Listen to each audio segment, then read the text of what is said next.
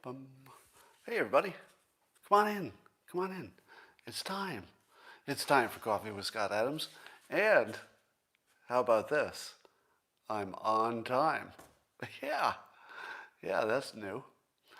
Normally, I'm quite dependable. But lately, not so much. But I think I'm back. I'm back in the saddle now.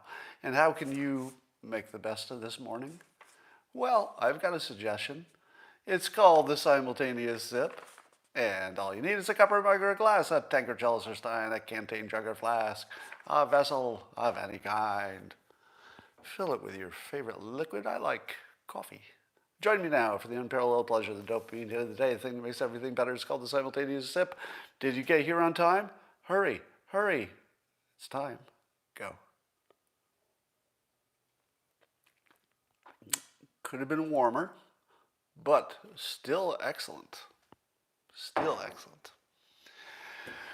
So, let me tell you about all the interesting news today. Okay, there wasn't any interesting news today because there's this fellow, you may have heard of him, Donald Trump. He's not in the news as much anymore, and turns out there isn't any news when he's not there.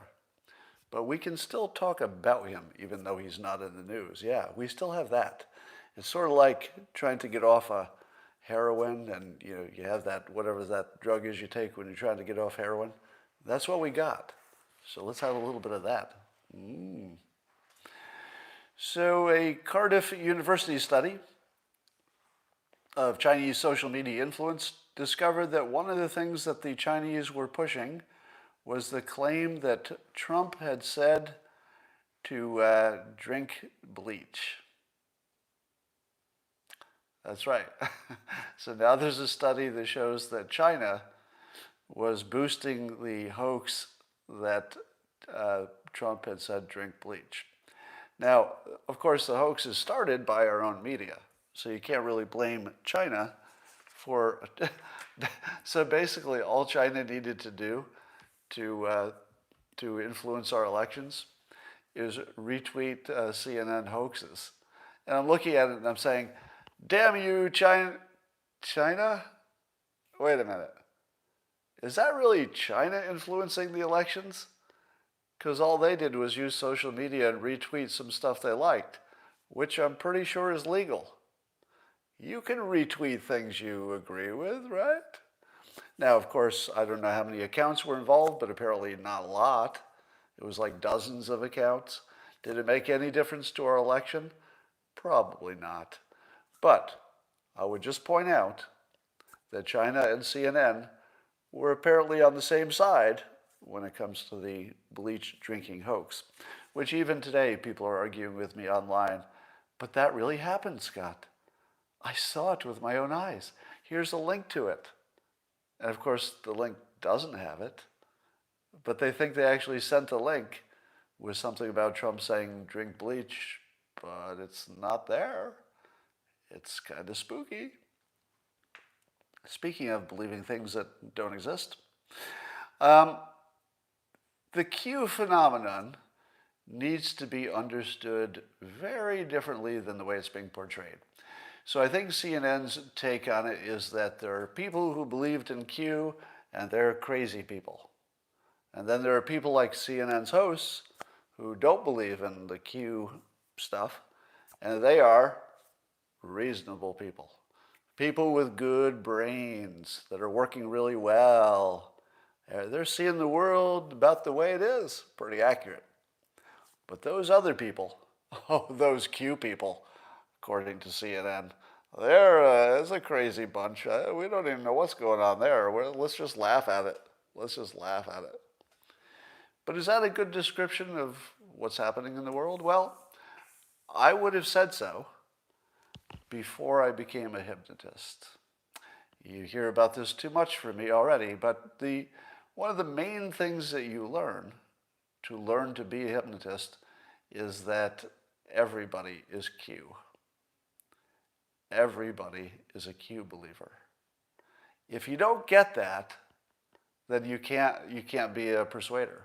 you can't be a hypnotist. It's a basic understanding of how people are wired. If you don't understand the basic way a human being, any human being, normal human being, if you don't understand the basic way we're wired, you just can't be a hypnotist. It just doesn't work because you wouldn't have the most fundamental understanding. And the most fundamental understanding is this. Every one of you is a Q believer. Every one of us. We just believe different stuff. Maybe you believe the Q stuff. Maybe I believe a religion that you think is a cult. Maybe I believe a religion that you think was wrong. Maybe I believe something I saw on the news on CNN, but it didn't really happen, and it should be obvious it didn't happen, but people believe it. Here are some of the things that Q believers do not believe. All right, we've heard the things that Q believers believe, and then those who don't believe that stuff, which is most of us, say ha ha ha, ha ha ha, the Q believers, right? They're crazy people. Here are some things that the Q believers don't believe. Okay, these are things they don't believe. Most of them, it's a generalization. Mostly they don't believe in the fine people hoax. They don't believe in the bleach drinking hoax. They don't believe the hoax that there was something like a real coup attempt at the Capitol assault. They don't believe that it's been proven that elections were transparent or that it's been proven that fraud didn't happen. It is true that it has not been proven that fraud happened at a widespread level. So while there is no information that it's been proven, there's no information that it's been proven to be transparent either, which is a common belief. The Democrats seem to have that it was a transparent election. Now, those are things that Q believers don't believe.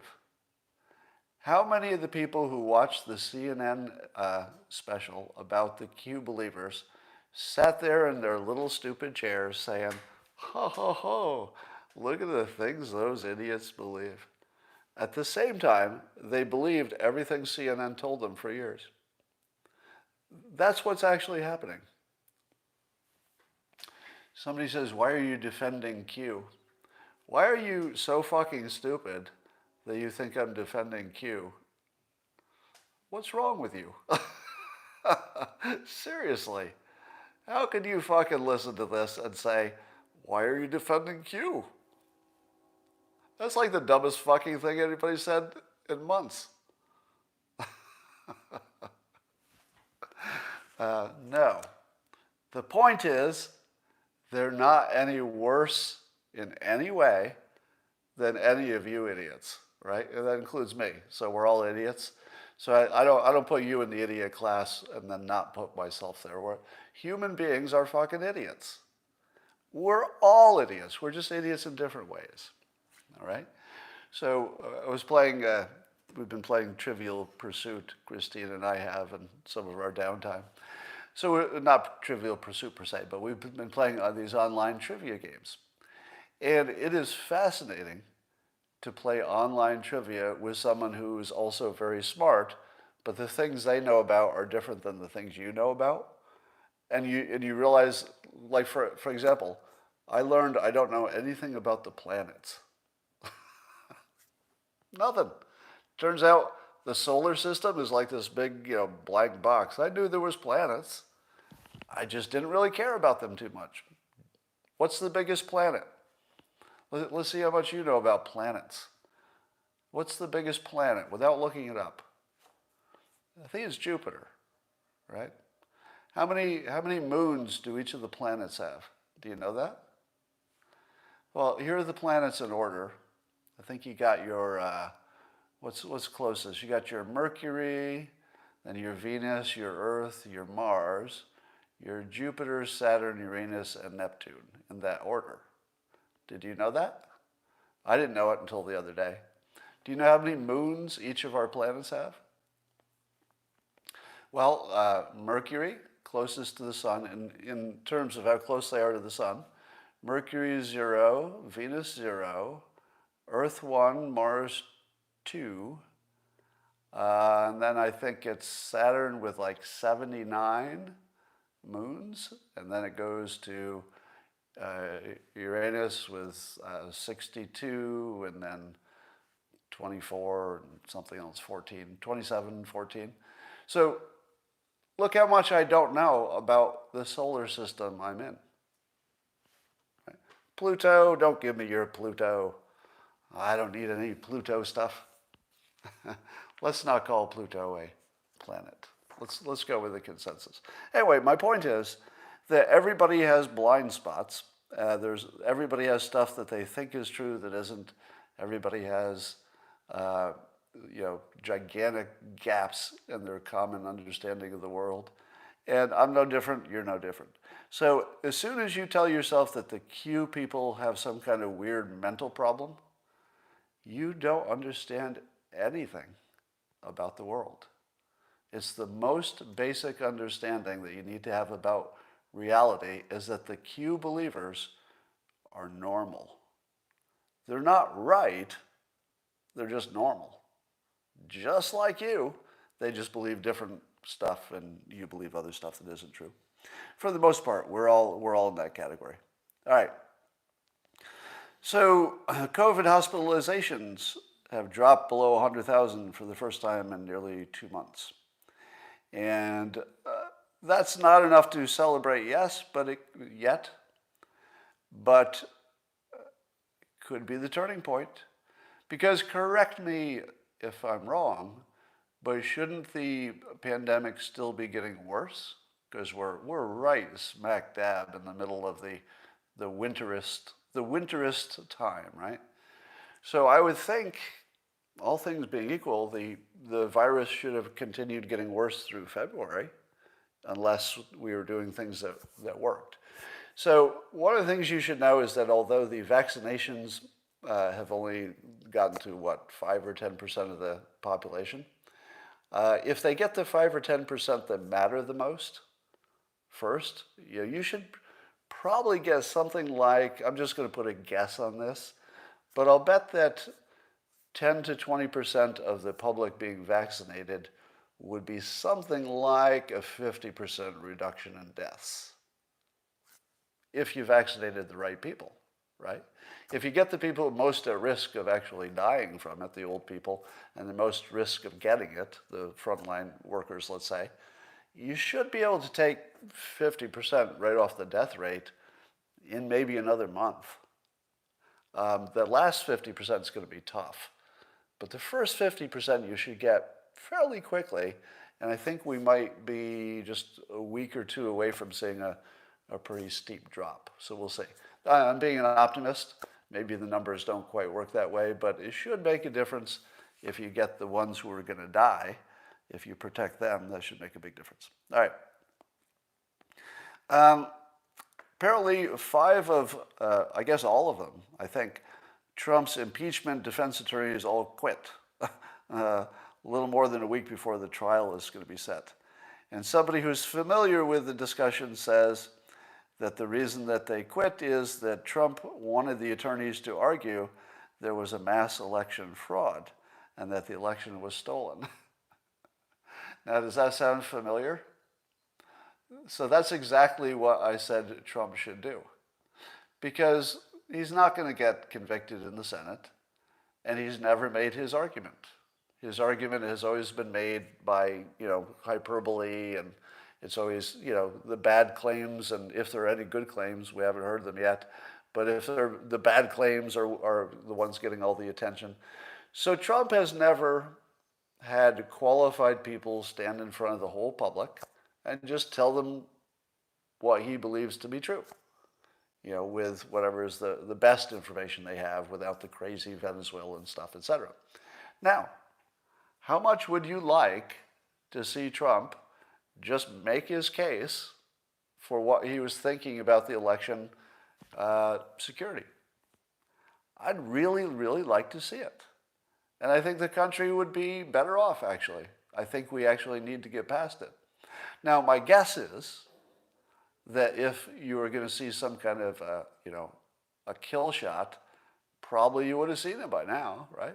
So it could be that all that happens is that Trump makes his case. Everybody on both sides looks at it. It gets completely debunked by people who are credible, and then the public says, okay, all those Republicans who thought the election was stolen, you've seen the best case made, you've seen it debunked, can we move on? That could be a possibility, right? Would that be bad?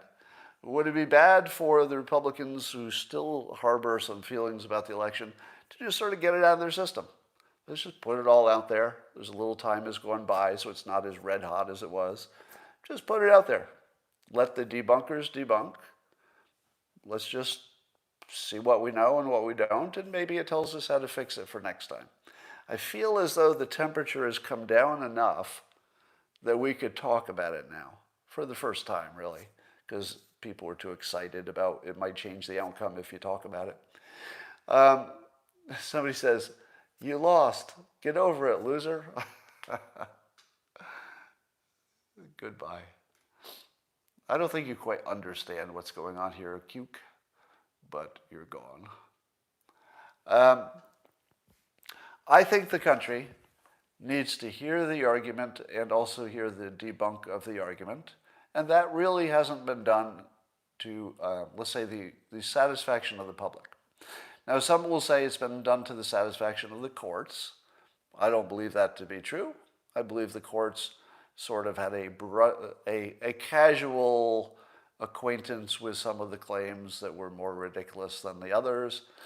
The courts sort of had a brushing, glancing relationship with the claims. So I'd like to hear them. Let's hear the claims. And by the way, if every claim turned out to be ridiculous, a lot of the claims that we've heard are clearly ridiculous, but if they all turned out to be ridiculous, and every one of them were debunked right in front of you, wouldn't that be better than what we have now? Because what we have now is, people not so confident in the result. But I'd like to have more confidence. So why can't we put it out there? Let the people who want to embarrass Trump and whoever backs his claims, let them do it. If Trump wants to make the argument in public, I feel like it's a public service, because it would be more a referendum on the transparency of our election system in general than it would be about any specific claims, because nothing's going to be reversed at this point. And but we still have interest about the next election, so let's put it out there. Let's see if the public says, yeah, that's been debunked and we can move on. Well, unless he has some complaints that can't be debunked. Here's what I would expect to come out of it. I would expect to see some statistical claims that maybe you haven't seen before that would be short of proof, but certainly strong enough to give you some suspicion that maybe we should look into this a little more.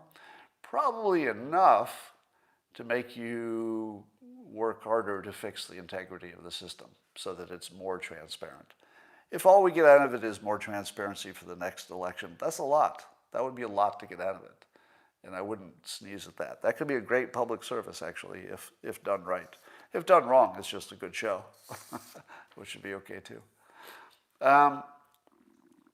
So Russia has arrested over 1,000 people who are protesting in favor of this critic of Putin's, this Navalny guy who was poisoned but lived.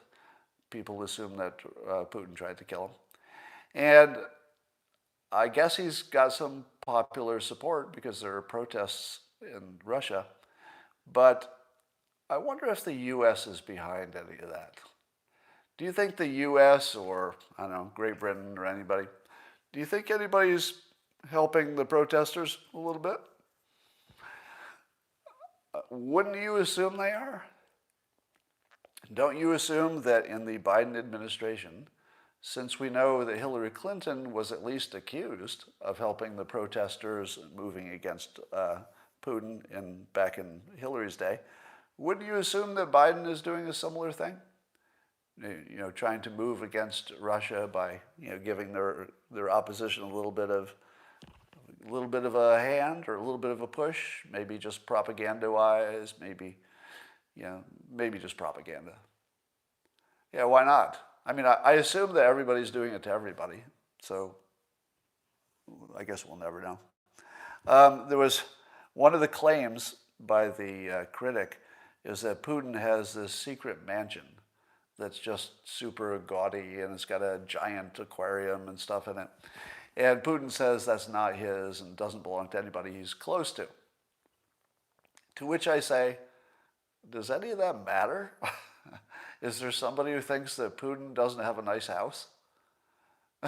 If you found out that Putin's house was a little bit nicer than you thought it was, or you found out he had more homes than you thought he had, would that change anything? Is there somebody who thinks that Putin is living like a monk? He's probably one of the richest people in the world, given that he essentially controls the wealth of Russia.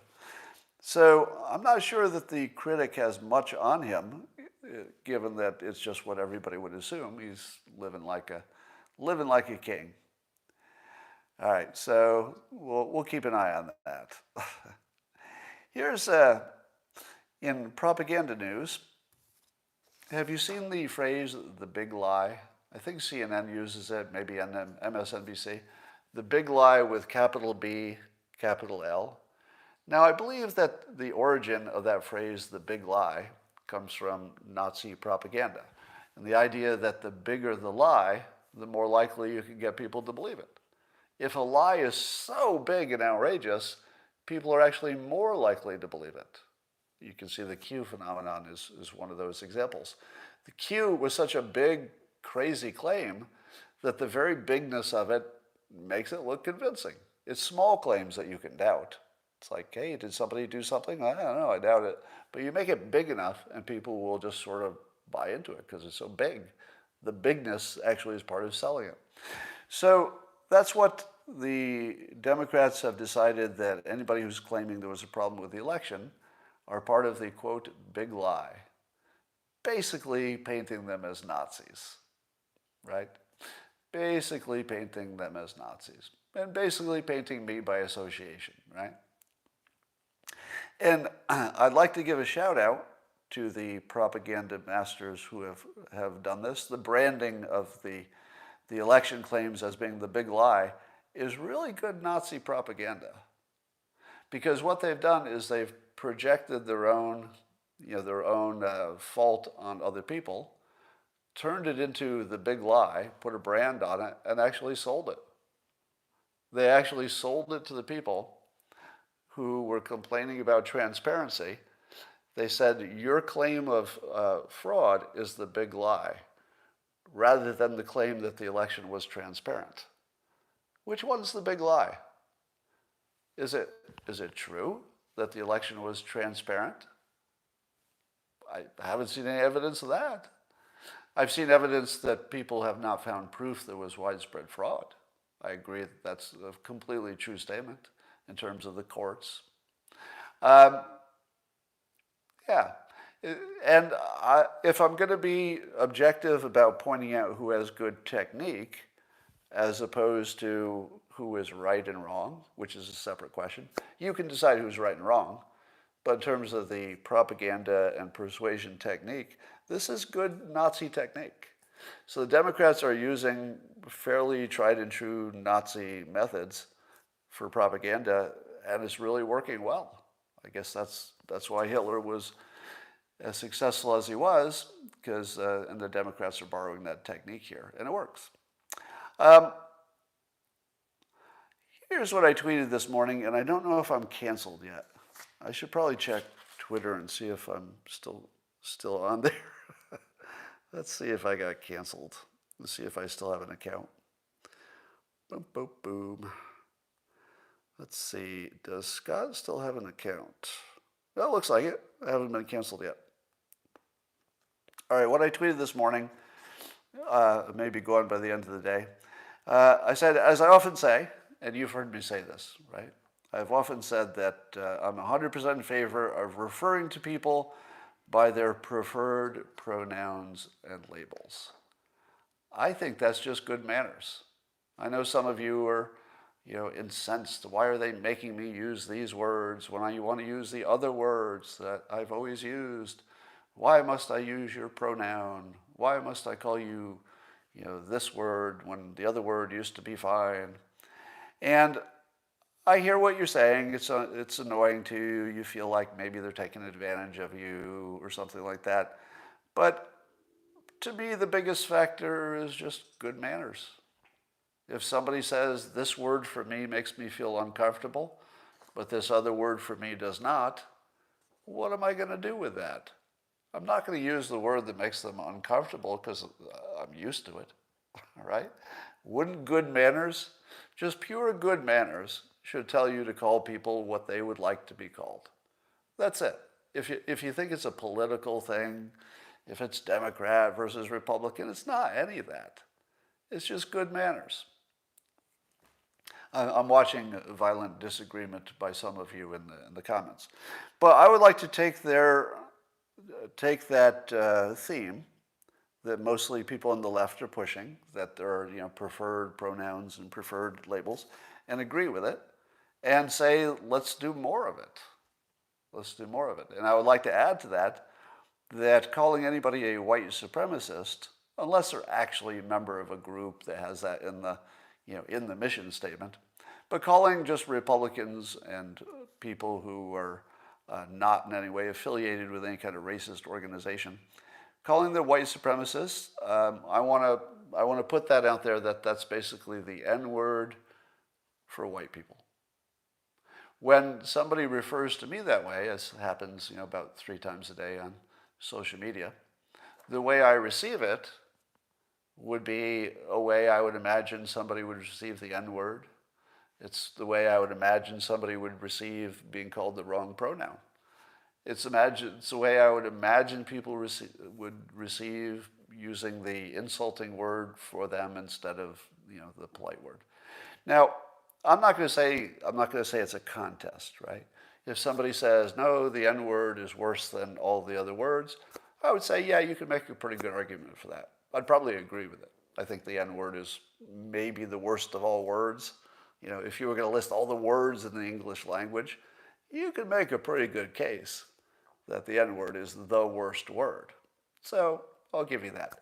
But in terms of how it feels when you're on the receiving end of it, I would like to ask for the same consideration that I would like to grant other people. I grant other people absolute right under all rules of social behavior and manners to be called exactly what they want. Now, of course, if they want to be called King and Lord, I might resist that a little bit. But if somebody has a proper name for the group that they belong to, I'm happy to use that word. I would just like to ask the same. I would like to ask the same, that if anybody uses the white supremacist label about people who are not directly involved in that kind of behavior, that should be a firing offense. I think that you should lose your job for calling somebody a white supremacist. Unless, like I say, they're actually a member of the Ku Klux Klan, that's fine. But calling, say, a politician or just a supporter, or calling the people in Q or the rally people, calling them white supremacists should be a cause for losing your job. And if that's not immediately true, well, maybe the Republicans should push a little on that. Maybe we should make that something that costs you your job. Because it's only up to the people who are being called the name to decide whether that's inappropriate. And I think that it's just time to say that the white supremacist label is essentially the N-word for white people. Again, it's not a contest. If you want to tell me the N-word's worse than all words, I'd agree with that. But you see the point, right? You see the point? So when you tell me that we must push back against people trying to push you to act and be a certain way, I say, why not adopt their rule and see if they like it? So adopting the rule that calling somebody a white supremacist should be a firing offense. It should be the last time you do business with a company. If they use that, last time you vote for somebody, it should be automatic. All right. Scott thinks conservatives have rights. Well, you only have the rights that you assert, right? That's one of the weird parts of the law, that you could have a right, but if you don't assert it, you sort of lose it by not using it. There's some contexts where that's true. And this is one of those. I think you don't have the right to anything if you don't assert it. So if you assert it, you can create the right. But if you don't assert it, it doesn't matter if it's in the Constitution. That's not going to help you. You got to assert it to make it real. Somebody says, fight fire with fire. And I say, no. Fight sugar with sugar. You don't have to be unkind. It doesn't have to be a fight. You just need to agree. If you use these words, that's over the line. If you say I use these words, that's over the line. Let's agree. Let's agree there's some words over the line, and the affected group gets to say what words are acceptable. I find that standard completely reasonable, completely. Now, yesterday I did a micro lesson on the locals platform that you haven't seen here, and some people said, but Scott, why do you agree with the left when they say use these pronouns or whatever? Because they never give in to the right. To which I say, I don't know if that's true. Are you saying that the left never gives an inch and only the right gives in to whatever they think the topic requires? I would say, I don't know. Well, let's see with the Supreme Court. If the Democrats do not increase the number of people on the court, then I would say that they accepted a lot. That would be accepting a lot. If you were a Democrat, it's got to be pretty tough to accept what happened at the Supreme Court, the nominations that Trump did. Kind of tough to accept. But if they don't pack the court, they accepted it. That's a pretty big deal, right? Now, and then I heard the argument that if they're forcing you to use, I don't know, pronouns or use certain words about people, that you're losing somehow, and they're winning because they forced you to do something, but you didn't force them to do anything. To which I say, I don't know. Why is everything framed as a battle? You don't really have to frame this one as a fight. You can just say, we always had manners. We had manners before. We'll always have good manners. It's not a new thing. The fact that some new words are coming into the conversation of what is good manners is no big deal. That happens all the time. Words come and go. So I don't think that Republicans would be giving up anything by calling people by the names that they would like to be called. There's nothing given up. It's just good manners, and you wanted that. Who are the Republicans who are arguing in favor of bad manners? Who? Is that an argument? I don't think so. So if you think of it as a fight, yeah, I guess you're losing. So don't think of it as a fight. Think of it as a continual update of what good manners are. And if you want to have good manners, be there. Somebody says they're amazed that they're agreeing with me 4 times in one Periscope. Let's see. It's tough to remember. I'm just looking to see if I'm getting much agreement or disagreement. Somebody says, okay, I'm done. I'm not going to be giving any good manners. Who enforces good manners? Well, society does. I mean, we do it to each other. That's how it works. Now, I would say also that at the same time, you can say people should be called by the words that they prefer. I think you also have to say that humans are somewhat flawed, and they're not going to get it right all the time, right? If you accidentally call somebody a he who would prefer to be called a she, or vice versa, how about just correcting it when it's pointed out? And how about just saying, oh, okay, we're normal people who make mistakes, or we simply didn't know. It's not a mistake if you didn't know. And just allow that it's an imperfect system. It's the best you can do. All right. Enough on that. Have you noticed that there's very little happening in the news? I'm kind of hoping for Trump to handle the impeachment the way he wants to, which is defending the election integrity, or questioning the integrity of the election. That would be entertaining, and we'd finally have something to talk about. But Biden is just pushing through tons of stuff that I don't know how much impact any of it's going to have on me. I woke up today and it was sort of like yesterday. I don't know. It's amazing how many things can change in the government without any of it having any impact on you. I mean, Biden just set some kind of record for signing executive orders. I don't know that any of it will affect me. Have you seen all the executive orders? Do any of them affect you? I mean, if you work for the oil industry, you probably get pretty affected. But beyond that, I'm just not seeing much effect. Somebody says, "You're rich, Scott." Is that why it's not affecting me? Okay, yeah, oil field workers are definitely affected. So the oil industry is directly affected for sure. Somebody says, "Typical rich guy attitude."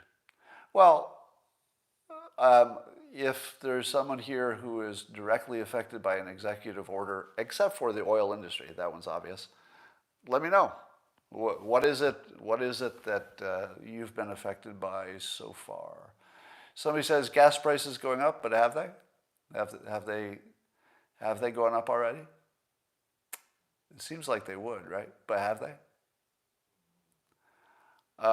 Somebody's saying the price for gas will go up. You know, I'm not sure that's even predictable anymore, because the demand for gas, I think, will be permanently lower because of lack of commuting going forward. Yeah, I've got a feeling that at least in the short run, gas doesn't have enough demand to go up, but I could be wrong. Oh, increased costs of insulin. Yeah, there's one. Now, when you hear these stories about Trump signed something that would lower insulin costs, but now Biden has reversed it, don't you feel like you're missing a lot of context? I mean, do you think that Biden got, he was given this executive order to sign, and it said, we're going to raise the price of insulin, and he looked at it and said, oh, that's a good idea, and then he signed it? There's got to be more to that story, right? Or is it exactly what it looks like, that the pharmaceutical industry got to Biden and he just gave them a gift? Was it that? I have a feeling that there was an argument. He might have had a reason. Might have been a good one, might have been a bad one. But I didn't hear it. Did you? Did anybody hear it? DC statehood. Yeah, we'll see where that goes. We'll see where that goes. The most reasonable, likely thing that will happen is that the Democrats will overplay their hand and Republicans will surge back eventually.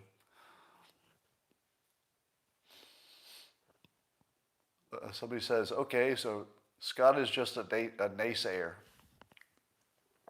I think my new thing is that I'm just going to block anybody who wants to characterize me as always does one thing.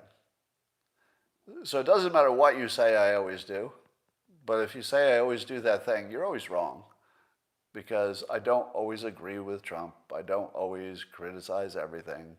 I don't always do anything.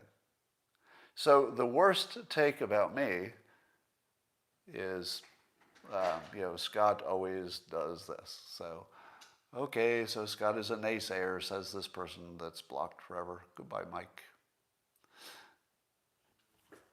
So I like it when you make comments about the content, but when you make global sweeping statements about me that are stupid, I'll go block those.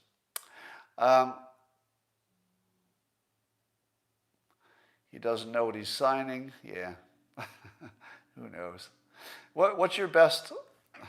Scott has blind spots. What kind of a dumb comment is that?